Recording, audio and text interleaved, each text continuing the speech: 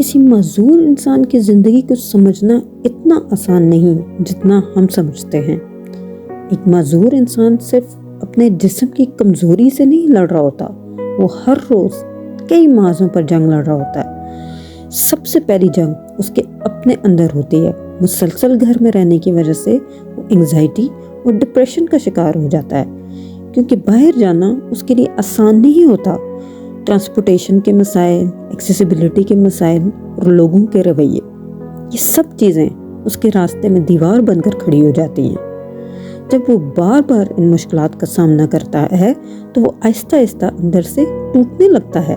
وہ چڑچڑا ہو جاتا ہے، خاموش ہو جاتا ہے اور بعض اوقات لوگوں سے دور رہنا شروع کر دیتا ہے۔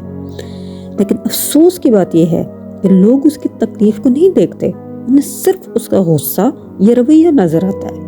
وہ سمجھتے ہیں کہ شاید وہ مغرور ہے یا لوگوں سے ملنا پسند نہیں کرتا، حالانکہ حقیقت یہ ہے کہ وہ اپنے اندر ایک ایسی جنگ لڑ رہا ہوتا ہے جس کا لوگوں کو احساس ہی نہیں ہوتا۔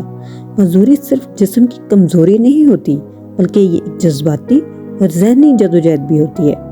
اگر ہم واقعی ایک بہتر معاشرہ بنانا چاہتے ہیں تو ہمیں صرف ہمدردی نہیں بلکہ سمجھ اور احترام بھی دینا ہوگا، کیونکہ بعض اوقات کسی انسان کو صرف سمجھ لیا جانا ہی سب سے بڑی مدد ہوتی ہے۔